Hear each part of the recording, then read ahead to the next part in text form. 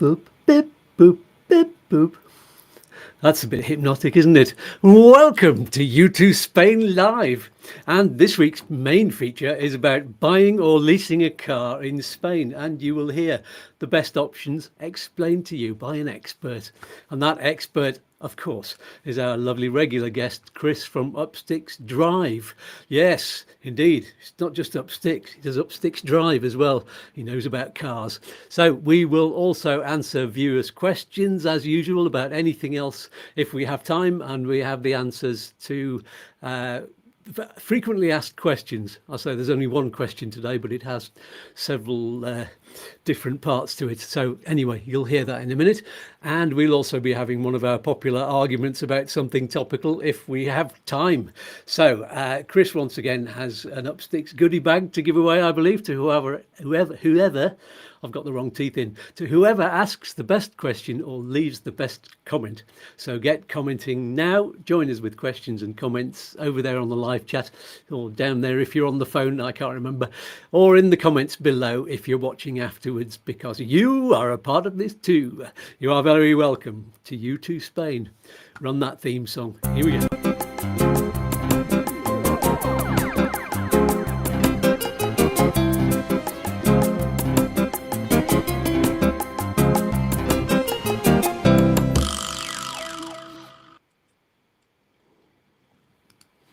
Oh yeah, that's groovy. That was written by a friend of mine, actually. If you want to find out who, it's in the video description, quite far down the bottom there.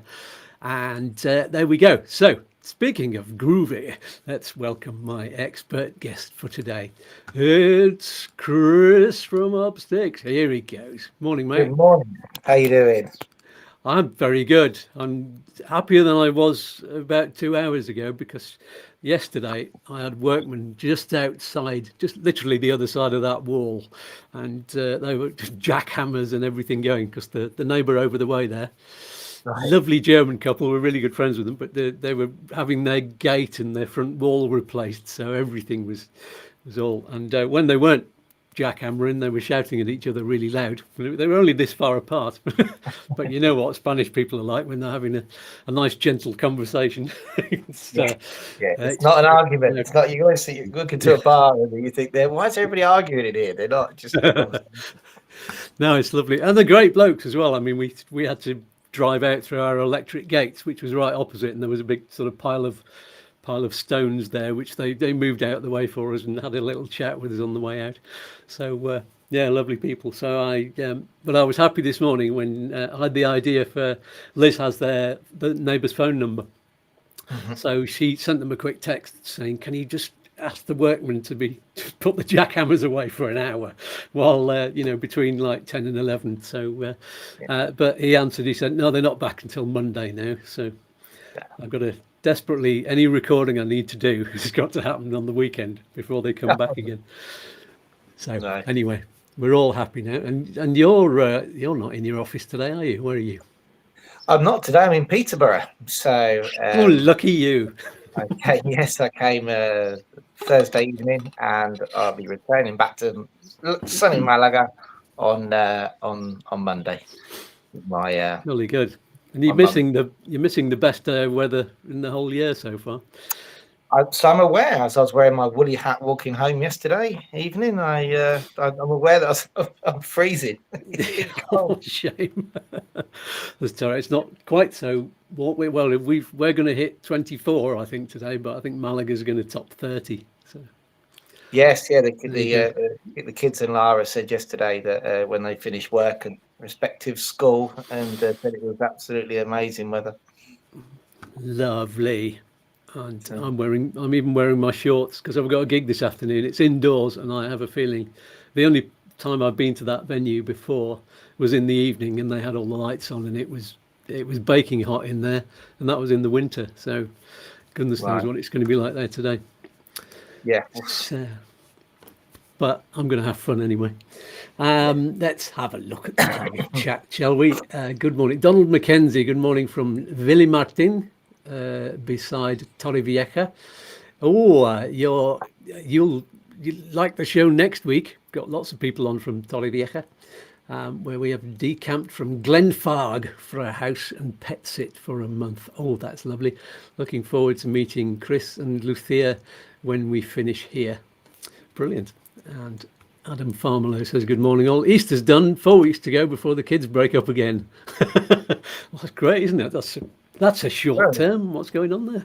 Next week, isn't it? It's the bank holiday again next week. So they're off for 2 days again next week. Oh, yeah. It's Well, really... yeah, and we've got a Puente day or something next week, have we? Yeah, that's what the kids have. The 1st of May's Workers' Day, when nobody's allowed to work. It's religion. Well, it's not religion, but you really do get slated if you are working that day, even if you're self-employed. But no doubt there will be something to do. But then the Friday, the schools close. So you don't have off and then go back again. They just stay off. But the Friday is a normal day for us, so it's sort of trying to find childcare as well because we're working. Kids, at least we have an office we can drag them to. But other people who've got normal jobs really struggle that day. Well, yeah. So actually, that gives me a chance to do some recording. Workmen won't be outside the door. That'll be great. Yeah, Thursday, they very much doubt they will. Yeah, good stuff. Who else do we have? Paul Cook, as usual. Yes, and Jason's Web says good morning. He has questions. Jason does. That's not unusual. I look forward to them, Jason. Andy Elmer says, morning, gents. I'm still in Spain, going back tomorrow. Oh, we enjoyed it here. Still lots of weeds left for our next visit. I think you mean weeks, but that's appropriate for Spain, isn't it? Got some weed left over. But no, he probably means weed with his garden. I think he commented once about the garden because there's so many. Oh, I see. Yeah. At the moment, they're so everything's just grown. It's been so much water and then so much sun. It's like a jungle out there. So a different kind of weed. It's just the way my mind works. And Alicante says, morning, everyone. Brilliant. So it's time for the main feature. Let's get on with it. We don't want to go on for too long today because of this gig. I've got to prepare myself physically and mentally. And here we go. Let's have a jingle. I haven't done this one for a while. Here we go. It's the main feature of the show. The topics in the title. Woo! Oh, doesn't he look a little bit chubby now? I think I've lost about 10 kilos since I recorded that. No. Okay. This then, Chris, is a subject that I suggested we cover because Liz and I have been coping with just one car since we moved here. And of course, we're separately self-employed and living in a mountain village. And it's getting to the stage now where Liz is going out to do massages and that kind of stuff. And I'm losing out on work because of it, because we can't both have the car on the same day. So going to have to get another car. And we want to find the best way of doing it without spending too much extra per month. So there are lots of different options. Take us through the list first, and I've actually got the list in front of me in case you've not got your notes there, and then we'll look at the pros and cons of each of them after that. So there's buying options. What have we got? Yeah, so you got did you write them in the notes? I haven't even got them up. I did, yes. Yeah, shall I just give you a little note of each one? I should have I've got the laptop behind me, but the mobile in front. I'm not very well prepared here in Peterborough today, am I? Well, that's Peterborough for you. That's no. I've got the script here. So the options. So we said buying options. Basically, it might not be in the order of your script though. Sorry about that. It's all right. And I'll probably add some to it. So obviously you've got buy new. That's one. You could buy new, right? You could buy secondhand from a dealership. You could buy secondhand privately. You could lease. I think that's the 4 options we had there, wasn't it? Was there anything I missed? Yeah. What have I've kind of named them differently. Buy privately in Spain, or buy privately or dealership abroad, and import or register. That was the one extra. Or buy from a dealership, or buy a relatively new car through the bank, which is also second-hand car deals, but they do it through their own system and they can get the car brought in for you. And then there's leasing through the bank. So yeah. Or leasing for a private company, which seems to be a thing Now, it wasn't a thing 4 years ago that much when we bought our car, but there is, as you say, more private companies out there which are doing that as well. Yeah, and there's different buying options when you get there, because if you're buying from a dealership, there's the two different options of buying outright and buying, which I think you've mentioned already, buying on finance. And there's a Yeah, different price for that as well, isn't there? there But is. That's how we bought ours, and yeah, and there was quite a big difference in price. Yeah. so that's the basic options. Let's take us through each one of those, and we can look at everything about them as we go through. So I suppose the first thing is the private buying option, and I suppose what we need to look at is, when we're going through the visa application stuff, we always talk about what the red flags, don't we? So there's all options are going to raise, have the positive and negative attributes. But buying privately, so I've done, I think, everything on that list in the last 25 years, apart from renting or doing any sort of bank leasing. That's the one thing I haven't done, and I'll tell you why when we get to that. But I've definitely bought privately in the past, quite a few. My first vehicle being a Citroen AX in 1991. Wow. So yeah, and all the way up to one of the cars that we recently bought, which was a concessionario. So buying privately, what you've got to be careful now. You can get good deals privately, and we always use things like Auto Scout and cottages.net to try and gauge the costs, the price, sorry, the cars. So the average, because we know that secondhand cars in Spain are very expensive compared to other countries. Yeah, I'm not too sure why, but we've sort of come down to the conclusion that it is because the financing isn't always as fluid as in other countries. The leasing options isn't always as fluid, and to be honest with you, they just don't rot. They don't break. So they just keep on going. I mean, how many cars from the 90s do we still see, and even the 80s, and sometimes as daily drivers that people would cast as classics in other countries now? So, which is when you're about 47 years old, it's quite cool because you keep looking at XR2s online and thinking, yeah, we could definitely have a midlife crisis with that. But so buying privately, there's a few things you have to be aware of, because it's not just like, say, for example, the UK, where you sign a piece of paper and you hand it over. You have the transfer of ownership process. Actually attracts a transfer of ownership tax along with a fee that you have to pay to the DGT. So but before you get to that stage, the first thing is to check that the car is actually legal and the person who owns the vehicle hasn't got any fines, any debts or anything on it, which could subsequently stop the transfer of the ownership and be a problem for you in the future. So to do this, you need a document called a nota informativa from the DGT.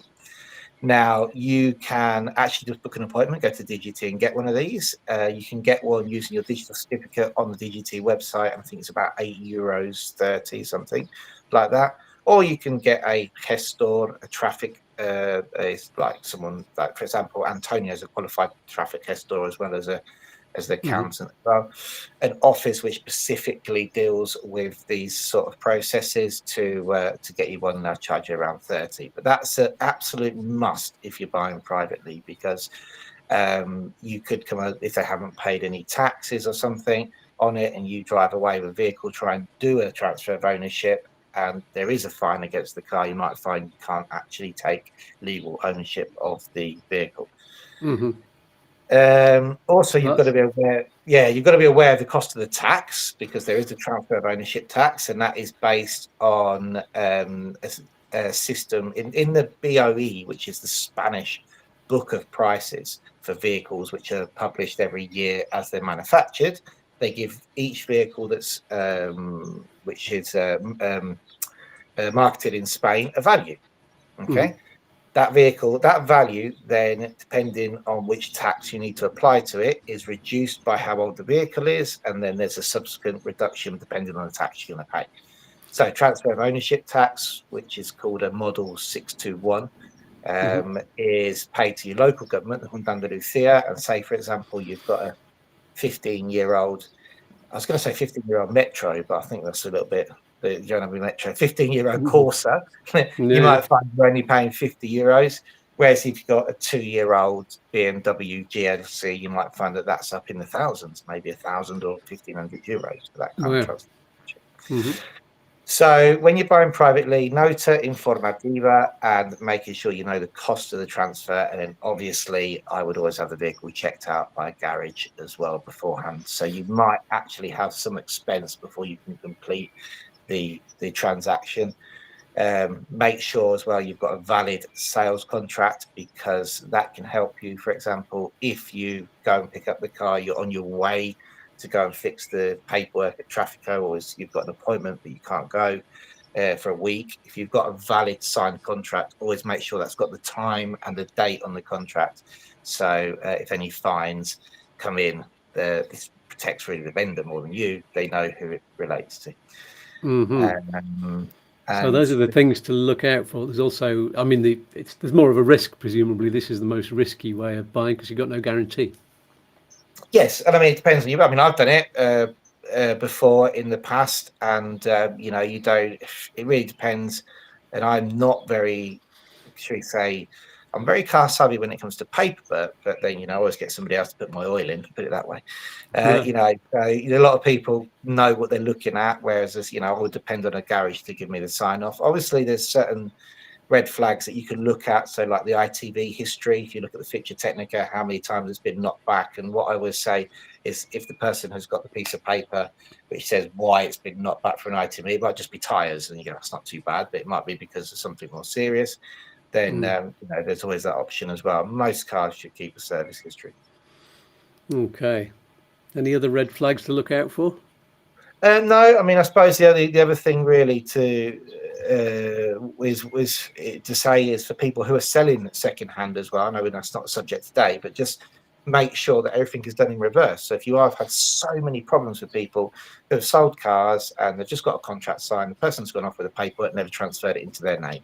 4 or 5 years later, they're getting speeding fines, embargoes. They can't then complete the transfer. It becomes a real mess. So if you're the other end of the scale and you are selling a car secondhand, you really have to make sure you do it properly, because it can generate so many problems down the road. Yeah, and I guess some people will be buying a car, a newer one, and selling their old one. So it does fit in with that. You get to know the process. So anything else we need to know about buying privately? And not only just the tax element of it. Normally when you buy, say for example, you're buying a vehicle this year, normally this full year's tax would already be paid on it. And then you'd be liable from January of the following year, and you'd probably receive that tax bill in March or April in 2026. So when you do buy a vehicle, just make sure that they give you the local road tax paid as well. Yeah, and it's whoever owns the vehicle on January the 1st of that particular year, isn't it? Yeah, that's correct. Yeah. And one other thing I should mention, I found out from the bank yesterday when we visited, when we were talking about bank loans. The bank, when they're lending you money for something like this, if it's a car for your business or something like that, then they want some paperwork to tell them all about the car and whether it's suitable and that. So if you're buying privately, that's something I can't imagine you getting. But if you're getting it from a dealership, then they've got a whole swathe of stuff they can show you, I guess. Oh, you mean so if you're buying a private vehicle but funding it through a loan from the bank, they want to see the guarantee. So that'd be the nota informativa would be one thing which would help, I suppose, because that would show that there's no loans against or problems with the asset that they're loaning against. Okay. So maybe it doesn't matter that it's private.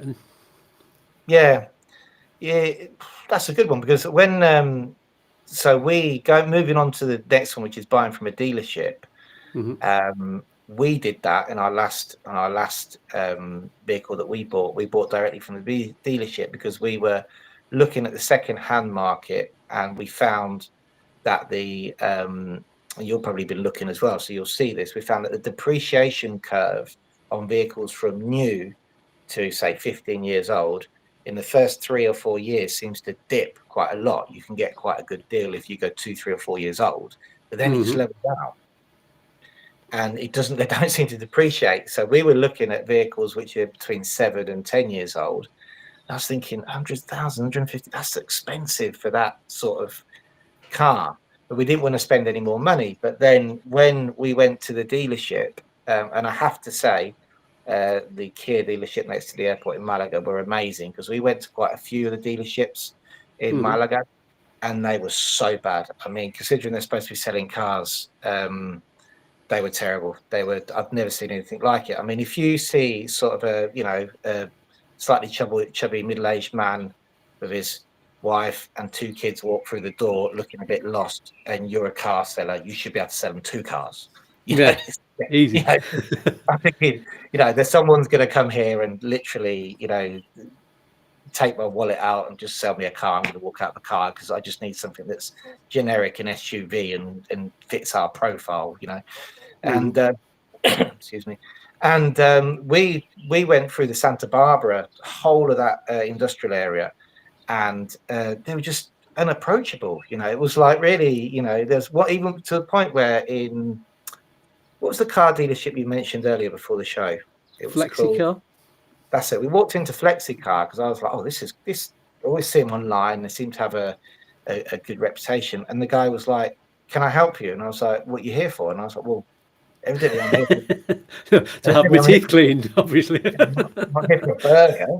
And I'm considering that option now. But and they were terrible. We didn't get to the point where we were looking inside the cars or talking about finance options. But then when I went directly to the dealership and we visited Kia, the sales guy there was just a professional. He knew he was selling us a car.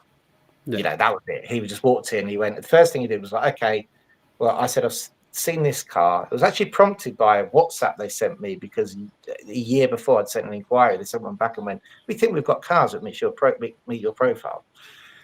Which they didn't. They're just going through their leads. And when I got there, he literally said, oh, we haven't quite got this one here, but we have got these 3.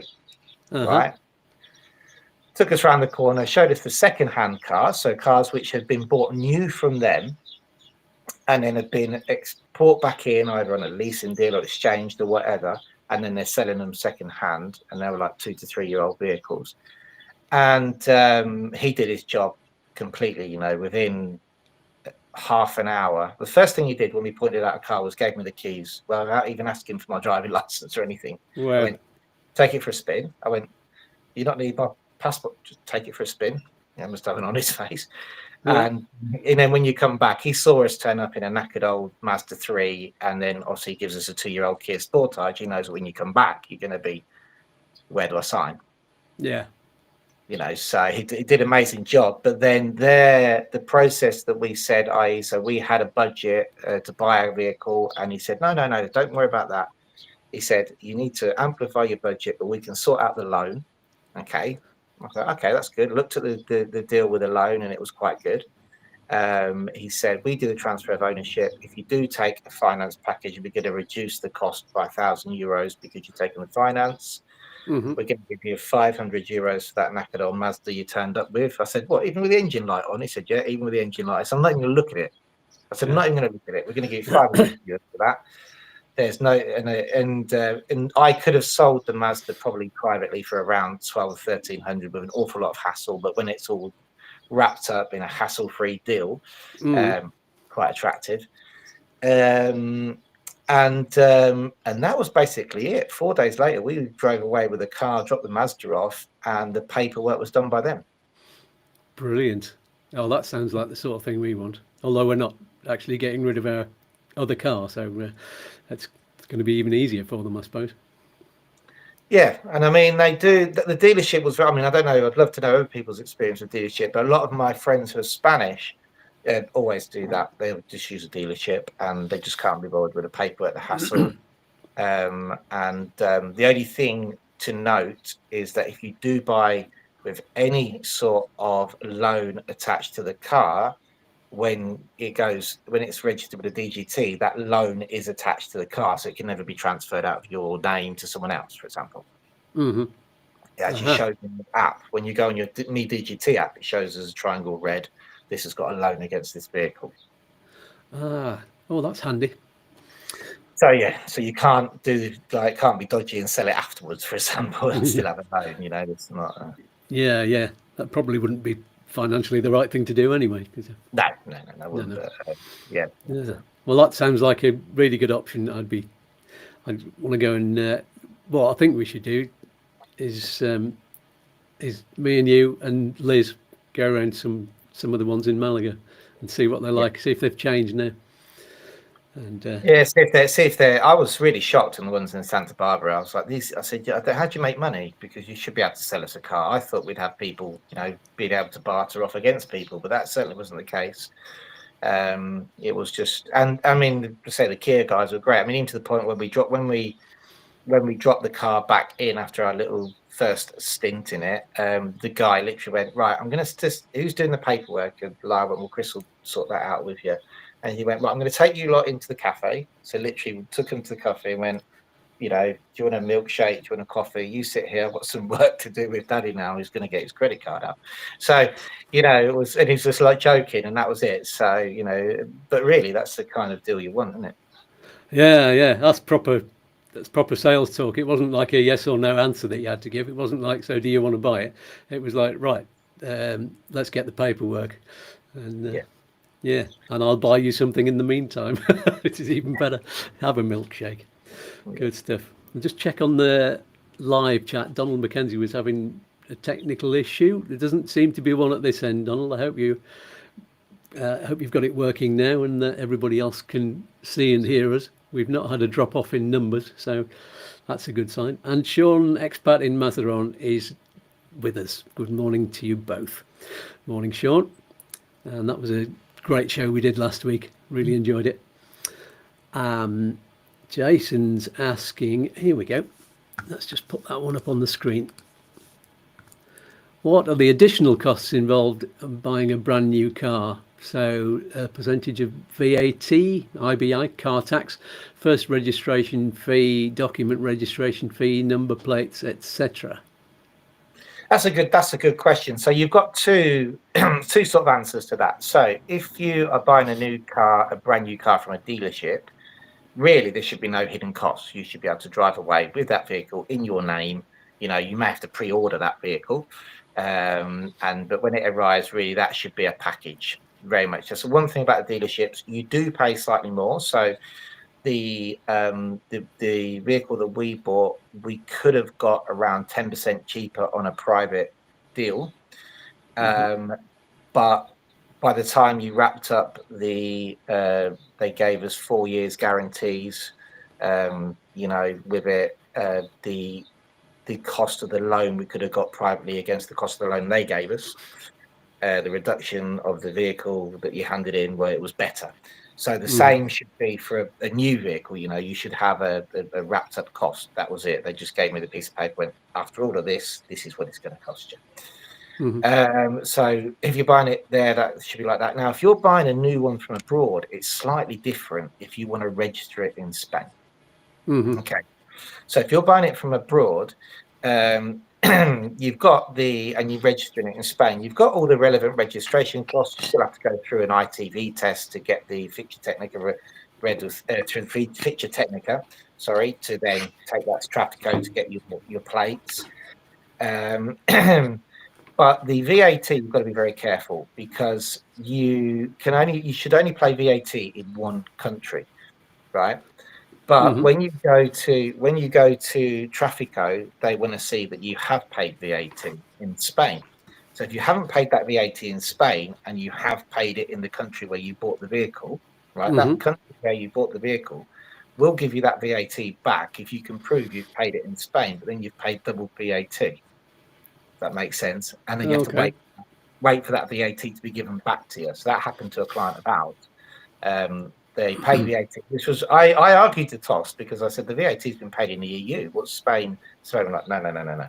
We want our VAT paid on our model, blah blah blah blah blah. They can use that model then to get that money back from Germany, which he did in the end, but there was a double payment to start with.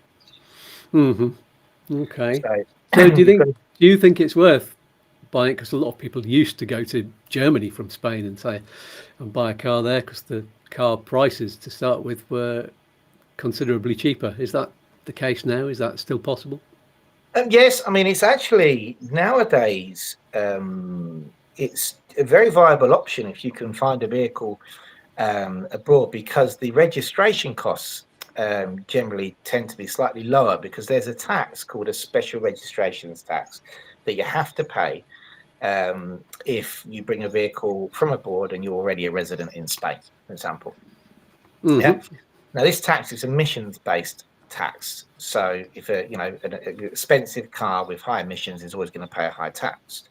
But nowadays, back in 15 years ago, the tax was always high because everything had high emissions and whatever. But nowadays, it's very rare you get cars with most of them meet the minimum amount, so that tax is actually waived. It's 121, I think, the minimums you're allowed grams per CO2 per kilometre, I think it was. And lots of cars nowadays, don't pay that because, if you fall under the minimum, you just don't pay it.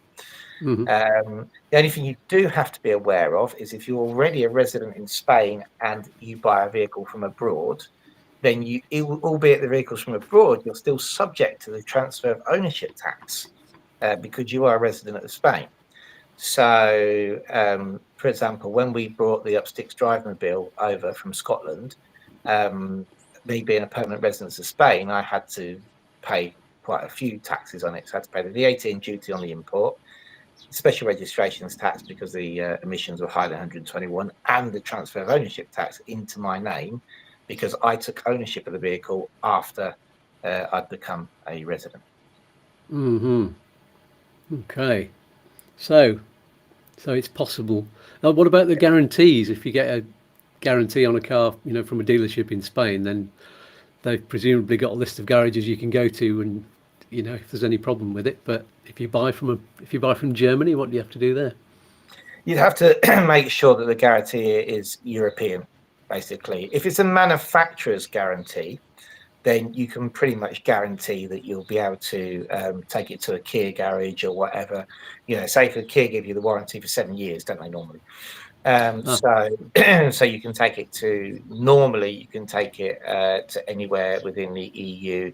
I mean, you'd have to check if it'd be valid if you drove to the UK or something. I very much doubt it will be. I don't know, but on the contract, but the guarantee should cover you for the EU if it's bought from the manufacturer. If it's a private guarantee, right, which a lot of these companies who privately sell vehicles secondhands, like Click Car, whatever it was you said, what's it again? Flexicar. Then no, the likelihood is that Flexicar are not going to guarantee because that's a Spanish-based company and they won't guarantee the EU. So you should get sponsorship from them. I've mentioned them several times already. yeah, they've got a great marketing campaign. It's just when you go to the place, they're rubbish. Yeah, on Facebook all the time, and yeah, their prices are good. I mean, I've seen things like, I don't know if that was on their website, but you can get. I was looking at the Dacia Duster, and it was saying from €40 a month, and that's when you pay a first payment. What's it called, an entregada? Yeah. But about 6,000 or 7,000 to start with, and they're offering finance at 40 a month. That's what we did with Kia. That was our intention. So we had 2 initial payments, which was have an old car and X amount of money, and then finance the rest, and then they'll spread it out. And the only thing is, when you see the 40 a month, when we spoke to Kia, the guy was saying to me, like, "Oh, you could spread this out over 25 years if you want. You'd only pay." I'm going, "Well, no. Let's reduce that a little." So that kind of 40 a month may never end. Yeah. I see. I knew there'd be some kind of catch. It's always too good to be true, isn't it? Yeah. Yeah. Jason, several more questions. Let's deal with them. Can I lease when on the non-lucrative visa? Do I need to be through the visa process and be a Spanish resident? Yeah, I think that's a yes. Only for financial stability reasons. I think that it's they generally getting finance in Spain is tough for people who are actually here living and working. So, as you know, you mentioned when you went to the bank the paperwork that you had to take in. It's not they don't just you don't give them a quick check. You hand in all sorts of. Oh, there was a wad, and one for me and one for Liz. There were loads of Modelos. Yeah. If you, I mean, obviously not a lucrative visa, you may be on a pension or have savings. So um, you'll find that it's just in terms of the financing, it could be tough to lease a vehicle if you're on an NLV until you've been here with proven recurring income. Yeah. And Jason's final one is looked at a Hyundai i10 UK and Spain main dealer in Torrevieja, £16,000 odd in the UK, €14,000 odd in Spain. That's unusual. Normally it's the other way around, minus the exchange rate. So Spain is cheaper and a 7-year warranty. Scouts, look at this option. Okay, I don't want a Hyundai, but is that for any vehicle? We need something that can go on the Campo roads and have a really high ground clearance and possibly a 4x4 or a 4x2 anyway. So we can't have just a normal car. But thank you for letting me know anyway. That's interesting. So what about what have we got to? We've gone through a few of these now, haven't you? So we did privately buy in, leasing. What sort of rates did they give you? Did they tell you any rates at the bank when you were leasing from the bank? For leasing, the cheapest were in the 300s, but mostly the high 300s and mostly way above that. So it was kind of double the price of getting finance through a dealership. And I mean, they say, oh yes, but you're covered for everything, your insurance, because you don't actually own the car if you're leasing it. It's owned by a separate company, so the insurance is paid. There's maintenance costs, although they wouldn't cover if your tyres blew out. They only cover it for wear and tear.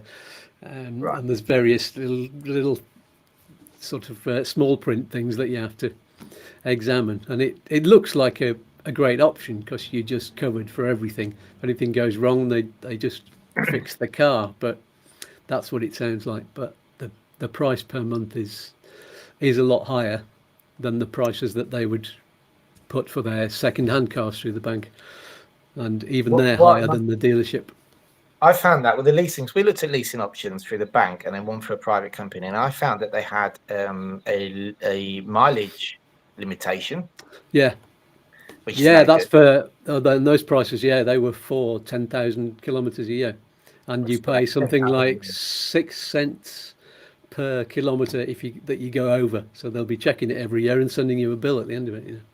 That's ridiculous. You do that in Spain. If you have one trip to Murcia, a couple of 10,000 sounds a lot, but it's not in Spain. No, not for your job. You're heading off to Alicante every now and then. It's and I also found that the buyout option at the end. So they said at the end of 4 years, you can either hand the car back or buy us out. And then there seemed to be a lot of hidden stuff in leasing. I suppose if you are going for a leasing deal, just look at the kilometers you're allowed to drive, and as you said, what the insurance covers as well, and then what is normally generally a 4-year period. What is the buyout option at the end, or what can you just upgrade your lease? Which a lot of people do that in the UK, don't they? But it's not a common thing in Spain. No, and it says in all of the fine print, yeah, you're covered for for maintenance and for repairs, but it's got this line which says, unless it's your fault. Just like, Right. So if somebody knackers your wing mirror in a car park and doesn't leave a note, or scrapes your car somewhere when you're not there, you've got to pay for it. Yeah, I think so that's not good. And you get the impression that when they get the car back, they want it in very good condition. And I can't imagine that's going to happen with us driving in the campo and going through tree branches and little scratches on the side. So it makes sense for us to buy something that's a little bit older and probably one that we actually own when we're paying for it. Even if we've got a loan or a finance or something, but rather than having somebody looking over your shoulder and going, "Oh no, you're going to have to pay for that," and you've damaged it. Look at it now. I can't imagine keeping a car. You should see our car now. It's the number of scrapes and scratches it's got. But every other car in Computer is like that anyway. So yeah, I was the same. That's exactly for that reason we didn't go down the leasing option, because I was like, well, at the time I had a 4-year-old and a 7-year-old. It was like, I'm not, and they just, you can't. You're not going to keep the interior immaculate whether you like it or not, are you? No. Very true. Jason saying, "Oh yeah, what about long-term rental on the non-lucrative visa? Is that the same as leasing?" I don't rentals. Now there used to be a lot of private companies that did rentals, and they seem to all disappeared. There's a few on the coast that we used to have here. Leasing is slightly different. So private leasing, you have the option to buy out at the end, don't you? Whereas a rental is just a straight rental. I haven't come across anybody who's used that option for a long time, or anybody offers that. It could be an option on the non-lucrative visa if you can find a company that actually does it. I can't say as I know of any now. Yeah.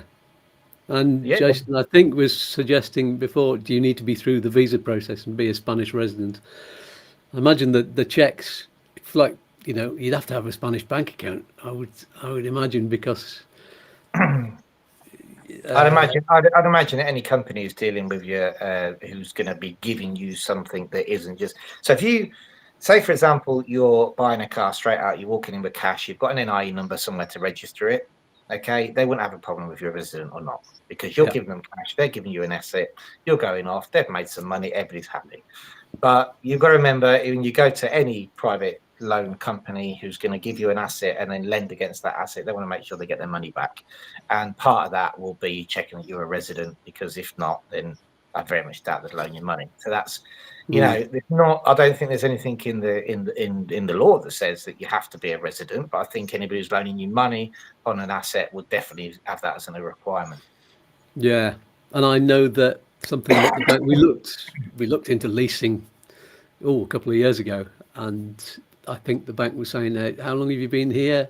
And we said, "Oh no, we've been here a couple of years." And she said, "You've got to be here at least 3 years so we can look at your back tax and all of that to check your financial situation over that time." So there was no way we could have leased before now,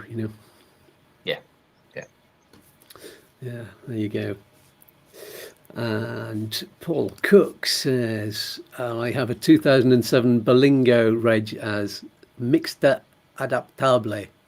Okay, I want to change to Turismo. Chris said before, you might know someone who can point me in the right direction to get this done. It's only got 70,000 kilometers on it and in good condition, so probably is worth doing." Speak to Lara, she can have that headache, to be honest. No, checking. So I would 1 second. What's opening? I would we need to get an ingeniero técnico, which is the person. An ingeniero técnico is an engineer who does the paperwork for the ITV station, who are the people who do the safety inspections in Spain, and will be in charge of confirming the technical update to the vehicle before you registered that update with a DGT. Now, with a Berlingo 2007, what I imagine is that if it's down as a commercial vehicle, then he's having to go, Paul, you're having to go every 6 months for an ITV. Whereas if the Turismo, this would be every year. So the person to speak to would be the technician. He would come take one look at the vehicle, or you could do that remotely using photos and stuff, and actually say whether that can be done or not in your area. If it can be done, then they do this thing called a project, which is then presented to the ITV. The ITV then look at this project, which could cost anything from a couple of hundred to 500 or 600 from what I remember. And then they change the vehicle. They actually give you a new feature Technica. I do know that they have a lot more stringent rules than they did have a few years ago on these kind of things now. But yeah, so your Incinera Technico is the person who can say yes or no. I'd be happy to pass over the details, definitely. Great. I think, Paul, you know how to get in touch. There we go. So Donald is back with us. Sorry I missed the start. Not sure how long we're into the session. Well, 45 minutes at the moment, whether it's been asked already. But no, it hasn't. I've run out of coffee, Donald. That's how far we are. I've only got a little bit left. Oh, no. He's asking about breakdown cover. Does that come with new cars, or is there an AA equivalent? It's a good question. That's great. That normally comes with your insurance. So Sam would probably be the best person to answer this question because she does all of our car insurances for us. But breakdown cover in Spain normally comes with the insurance that you get. When you take out insurance, it's not a separately brokered product like it is in other countries. Yeah, that's in the last 25 years I've owned cars in Spain. It's always come with the insurance included. Yeah, I thought it was a legal requirement, but you're saying it's most people do it. Yeah, it could well be actually. As I say, I think it's an insurance question, but I think it's probably a legal requirement that the insurers include it in their product. Yeah, and you get linked to particular breakdown companies, don't you? If you, depending on who the insurer is, like Mapfre have got their own vans with that logo on there. They're an insurance company. We see them around the town a lot. But yeah, I think yes, it's worth talking to Sam, who's been on our show talking about all kinds of insurance. But yeah, that's one of the things she covers. If you need to get in touch with her, then ask in the comments. I'll drop her details on there. Jason's leaning towards small brand new, bought outright in Spain. See what prices are like when I move there. Yeah, I mean, the thing is about it, what you've got to remember here in Spain is most people, when they buy their cars, it's not the turnaround like there is in places like UK. People buy a new car, they'll generally keep it for 10 to 15 years, albeit the sort of the myths of, Spanish driving, it has improved a lot, but people will try and look after their cars for a long time, So I say the cars seem to go on forever. So, it's certainly I know with a lot of the people, the dads at the school and people that I know, they bought a new car maybe when their children were born, and 10 years later they're still there offering the headlights on a Sunday morning. So, I wonder if that's going to change because they're trying to phase out different fuel cars. Is there going to come a time when people need to be buying an electric or buying a hybrid in advance of that? It's happening with the emissions zones now. They're coming into force, and there are certain vehicles which won't be allowed. I mean, I think we're an awful long time off of people actually physically not being able to drive their vehicles and being forced to, but poco, we're being pushed that way. So the emission zones, if you're driving around in a 2006 Land Rover at the moment, there's a good chance that, the next year or so, you won't be able to drive into Torremolinos, for example. Unless, and there are certain concessions for residents and stuff like that. So I think it's going that way, but I think it's a long, long time until it's going to become so much of an obstacle. People have to just sell the cars that become worthless. Yeah, absolutely. I mean, we are looking at diesel at the moment, or hybrid, which is and the hybrid. I was talking about the Dacia Duster. That's got a really good fuel consumption of 4 point something litres per 100 kilometres, and so has the Jeep Renegade as well. I'd be interested to see what Dacia, the actual Dacia garage, the officials, what they have to offer, because I've been quite fortunate and driven quite a few cars over the years, and I drove a couple of years ago, just after the pandemic, actually, a brand new Dacia Duster, and I was very pleasantly surprised. It's a really great car. You know, Especially the very new ones, the ones from 2023 onwards. They've improved. The suspension's a bit tighter. They used to be a bit more kind of wobbly around with a loose suspension, which is, I suppose, that's nice when you're going over rough ground. You get more of a, but it means you can't drive as quickly over the, round corners. You've got to watch it. You're not going, whoa. So yeah, I was a little bit worried about that, and they are one of the best sort of budget cars according to all of the car reviews that I've been watching. So that's one that's high on our list, I think, and that very cheap for parts. We checked it against Kia, for example, but Kia's it's what is it, Korean, I think. So the parts are slightly more expensive, but it's a bigger name, But and I was pleasantly surprised by Jeep. I've always thought of them as being a more expensive, hardy thing that will cost you more to run, and the parts might be expensive, but it's looking like the same kind of fuel consumption as the Duster, especially if you get the hybrid, I think. So, and Liz really likes the idea of a big, solid, square Jeep kind of thing, and they do look good. They look hard. Yeah, Jeeps are good. What about Volvos? They're quite expensive, though, aren't they? They are, yeah. We had a Volvo years ago when we were living in, where were we? No, it's when we were living in the UK, and we came over to France and drove all the way through France in it. It was a lovely car to drive, really smooth, heated seats, and it was the can't remember the model of it, the 50 or the 70 or something like that. Yeah, it was the something 70 estate car, and that was so comfy to drive. That wouldn't do for us now. I think it would have to be one of the XC ones that are higher, the more kind of 4x4s. XC40 or something. Well, the XC60 is a bit pricey, but you might get a 4 or 5 year old XC40, a deal. I don't know what the parts are like for Swedish parts. So they were a bit expensive in Ireland when we checked, I think. So we didn't get another one. Yeah, wow. There we go. So Paul is answering something from earlier. Yes, it's every 6 months and limited to 100 kilometers an hour. It has five. Oh, he's talking about his Berlingo. Yeah. And it has 5 seats. Lots about the same spec, first registered as Turismo. Okay.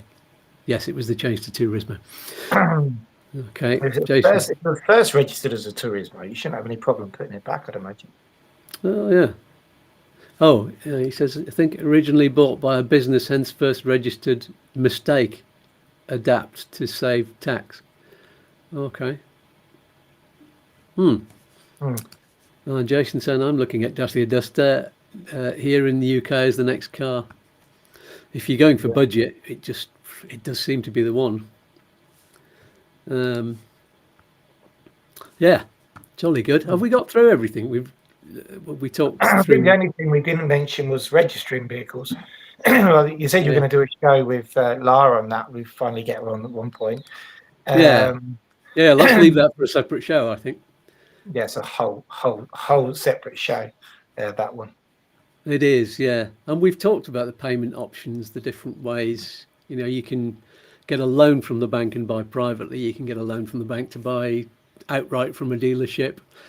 But that seems to be not quite as good as the dealership's own finance, not in terms of the amount that you pay per month anyway.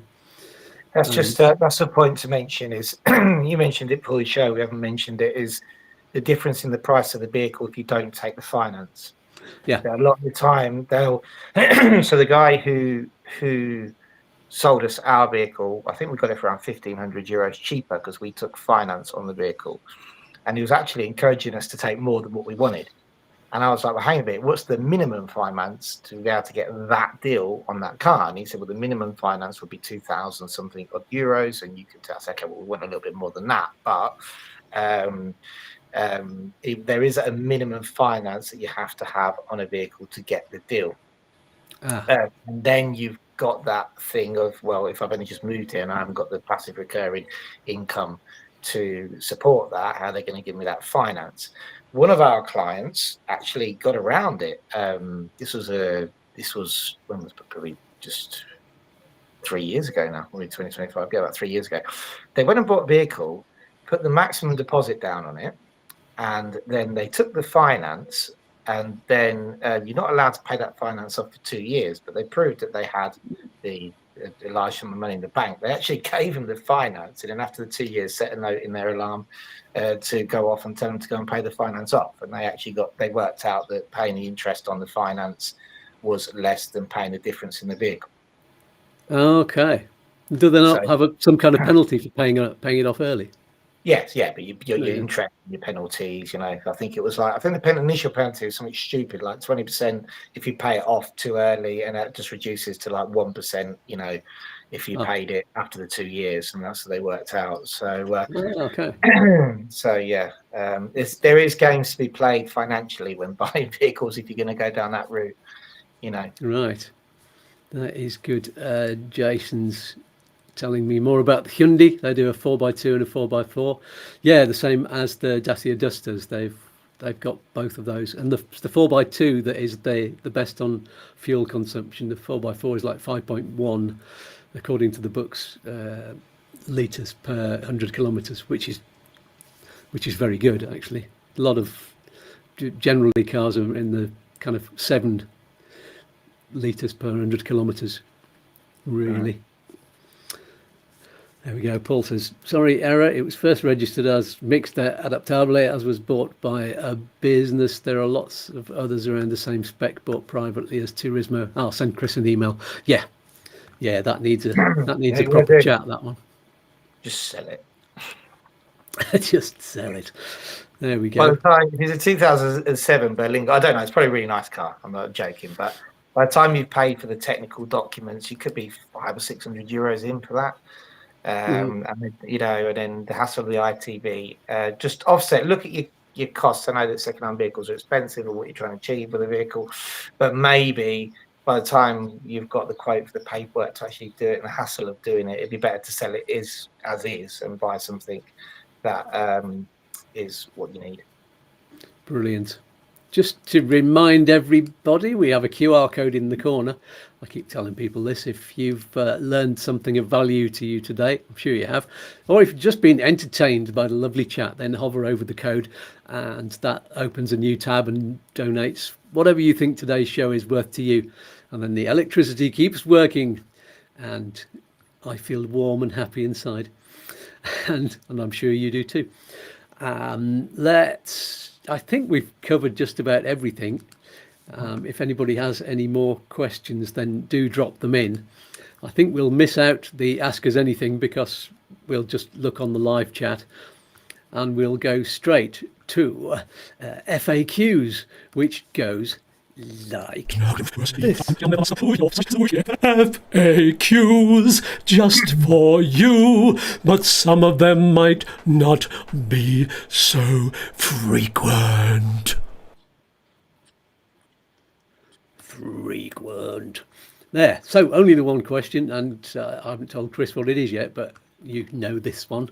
And it is, could a non-resident from the UK bring their UK registered car to Spain and leave it here to use while they're staying in their holiday home?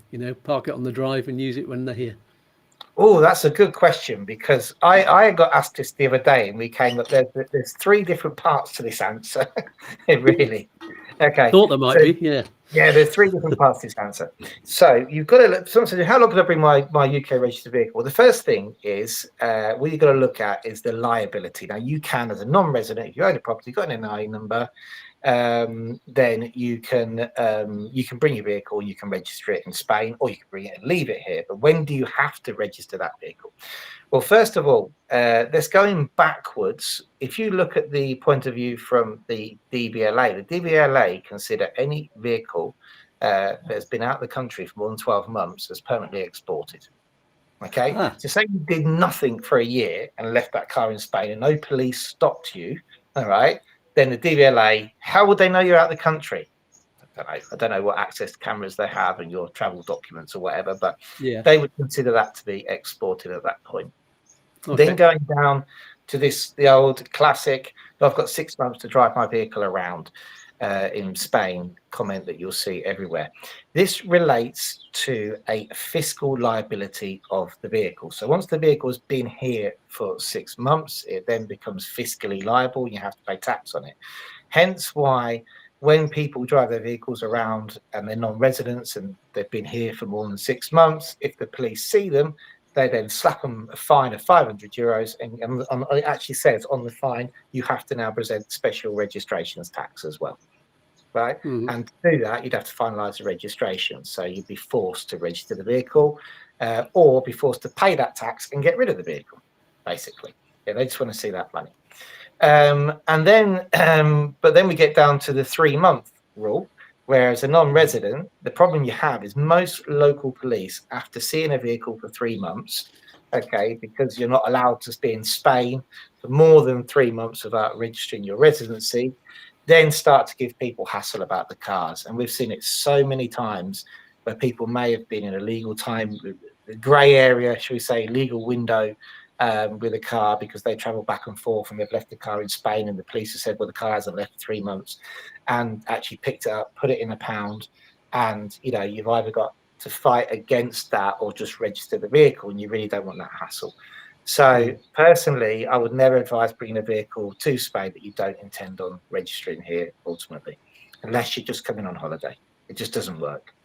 Yeah. And it's probably easier to buy a cheaper Spanish one. Well, it depends how many weeks you're here for each year. I mean, if you're going to be here for 2 lots of 90 days, then maybe it's worth it. But if you're only going to be here a few weeks in the summer, you may as well just rent one. Yeah. So that's that. I personally don't think and I tell people just don't. If you're not intending on registering it here, it's not worth bringing the car here to leave and then use and then risk, because even unless you're if you're coming for a 3-month period 5 or 6 times, and it might be worth it, but it's just, especially in places like Mijas, Fuengirola, if you're down on the coast, I'd imagine it's the same in Torrevieja, where the police are quite hot on foreign vehicles and security as well. Because a lot of this is it's the security of the vehicles which are on the road, to make sure they're not being used by anybody, who's not registered here. So, if the vehicle's seen a few times over 3 months, guarantee you're going to have problems. I've been very lucky with police stops. I tend to get waved through. I don't know, it's because of the way that I look in the car. Obviously, I'm driving a small Spanish car.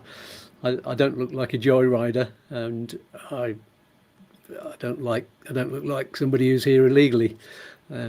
I've got paler skin than a Spaniard, so maybe they'll look at me once or twice. But even late at night in the Christmas period, when I had a gig in Nerca, and they were stopping vehicles heading for the roundabout on the way out, I had to wind the window down, and they stopped me and just a few questions. Have you been drinking? No, I've been working. And they just go outright, wave me through the carry on channel, and I was gone. So yeah. I didn't show them the bottle of whiskey I had in my hand, so it was okay. No, it's not the thing to do round about Christmas time, or ever really. Yeah, and the drink drive levels are low here, aren't they? They're very low, believe it or not. But the penalties are less severe than in other countries. It's very low. Be careful the next day driving as well. You can't just jump in your car if you've had a really good Saturday night either. That's when they do catch a lot of people. They were doing that in Ireland. All of the people driving their kids to the school in the morning, they'd have somebody at either end of the town, and checking people, breathalyzing them, or they'd stop them, and it's the police will have been drinking in the same pub as them the night before and going, all right, how much did you have? But generally speaking, if they're trying to get the tourists, I think, more than anybody, or just repeat offenders or people who've not got insurance, they'll check that at the same time.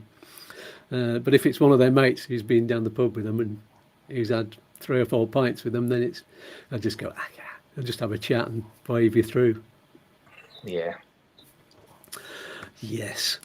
Okay.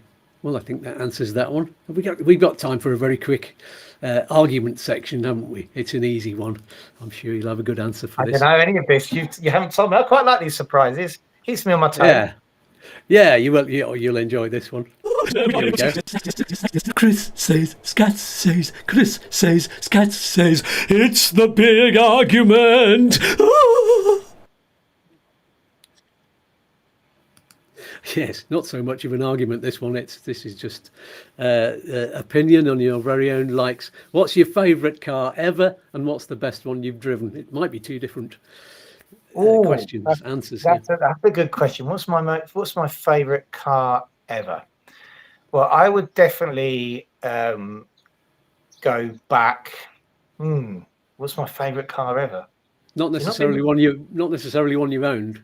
So it no could one be so any car. And I would love like a big like GLC Merc. That's what I would like. That would you've gone for a modern one then. Yeah, I've gone for a modern one. Yeah, what's my favourite car ever in terms of in the past? Which I always wanted would be something like a Cosworth. You know, everybody in my generation would want a Cosworth. You know, can't afford. I can imagine that.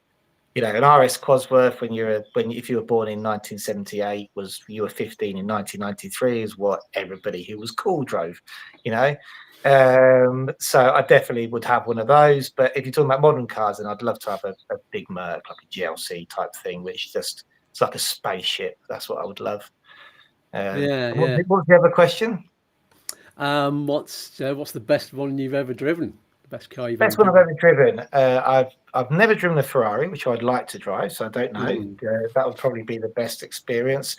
Best one I've ever driven would be probably a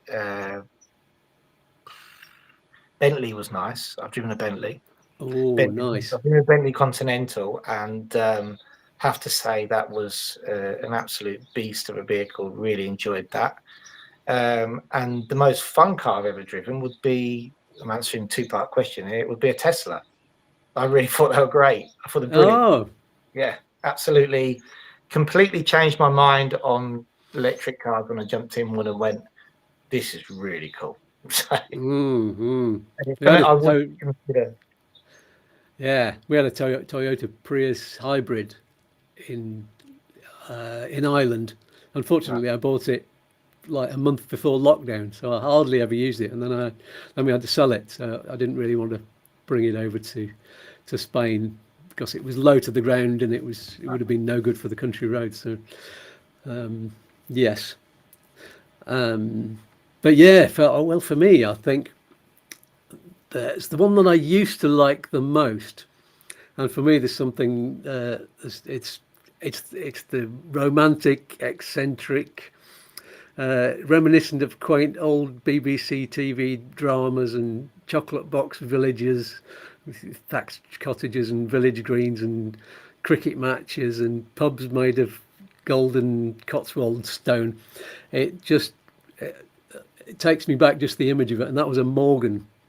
You know, the ones with the sweeping wheel arches. They're really old style, very, very old school, with the top down, and it's just style with a capital S. And there's not many, you know, there was never many around. But and it's not just the look of it as well. It's the sound of them. They sound, or that kind of deep growl that they've got, the old style cars. So yeah, I always said, I would love to have one of them, but not on these roads around here. Yeah, it's just you need to be driving through the countryside, more in the UK, although maybe on Italian roads or something take it round there. Well, then again, you know, you could go for the Aston Martin, the James Bond Aston Martin. Another style with a capital S.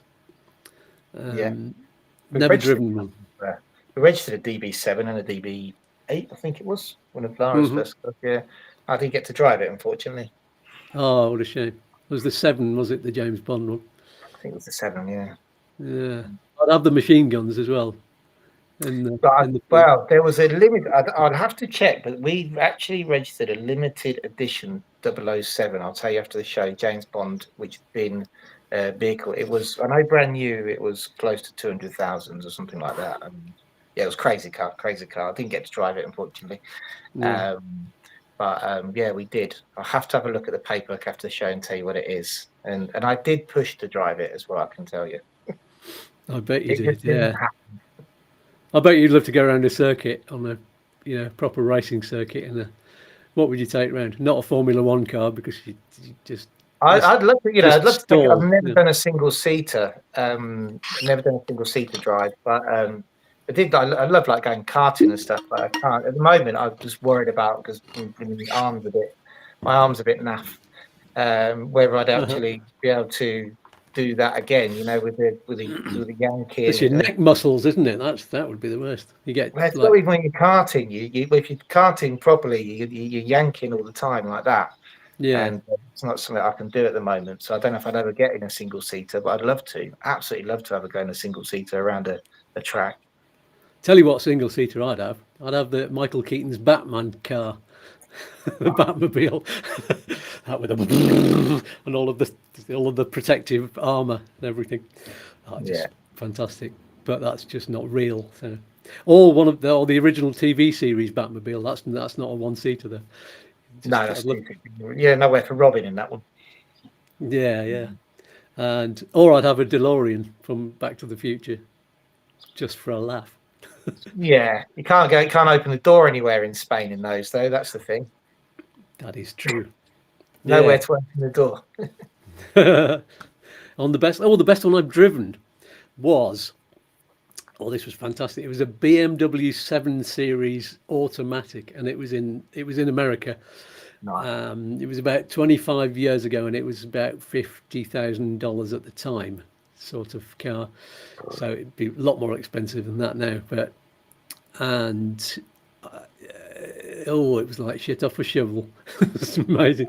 I went on the big long freeways, 3 or 4 lanes, and I said to my 2 friends in the car, I said, let's see what this baby can do, which is a fatal last words to say, and there was only one car. It was way off in the distance, and you put your foot down, and you know what it's like in an automatic. There's a bit like a less than a second's pause before the car goes, and it's as if the car's going, are you sure?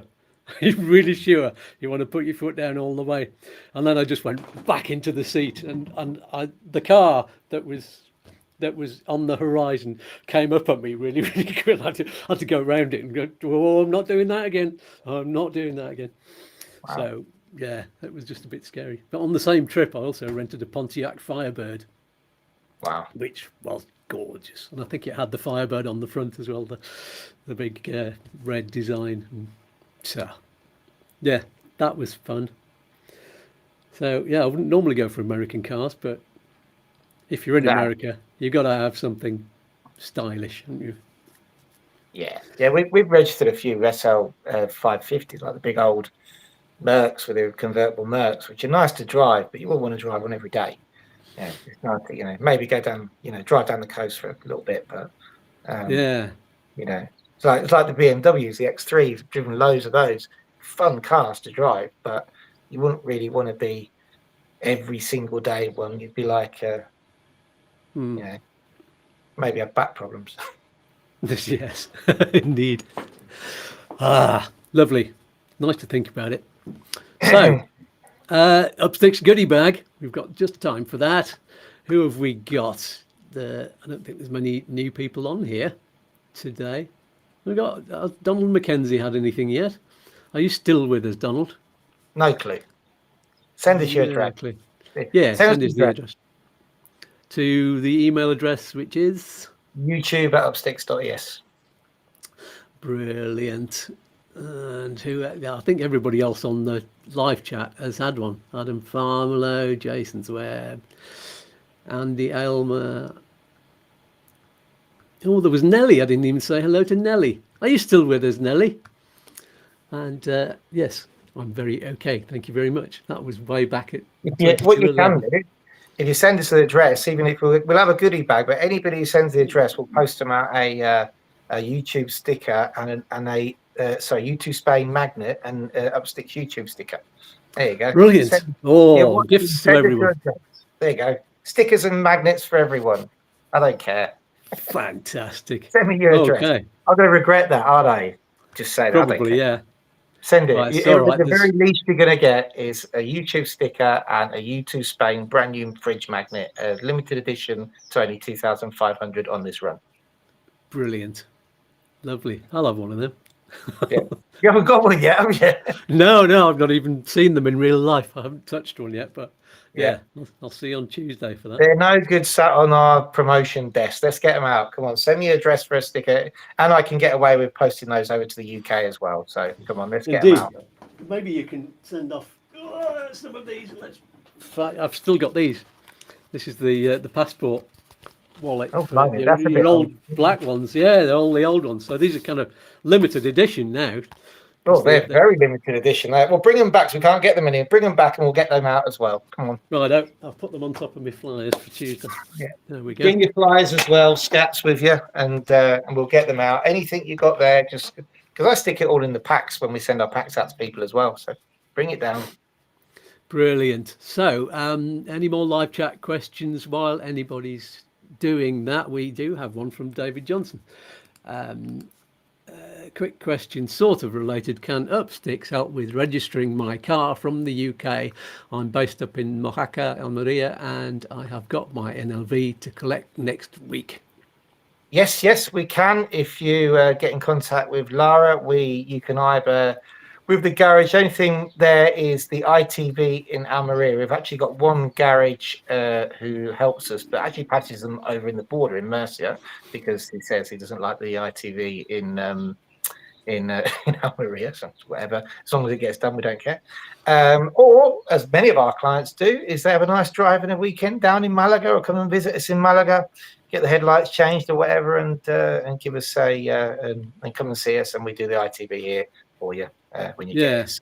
It's a bit easier to get an appointment in Malaga, for example, than Algarrobo, which is our nearest one down on the coast, I think. Yeah, we actually just got an appointment in Algarrobo for one of our clients. But they sat on the paperwork for like 3 weeks and then gave us an appointment for 2 days' time, which is a bit of a nightmare. I'd rather did it the other way around, you know. But yeah, it is. Yeah. So you can come down here. El Viso, they have like 8 matriculation appointments a day, so we normally can get them booked in there. Brilliant. Okay, well, that is all we have time for this week. Don't forget to click on the like button and subscribe if you haven't already. I'll tell you in a moment who your special guests, in fact, special guests will be next week. But first, let's give Chris a big virtual kiss and a hug and say goodbye for now. It's been an absolute pleasure as usual. And we'll see you soon. See you soon.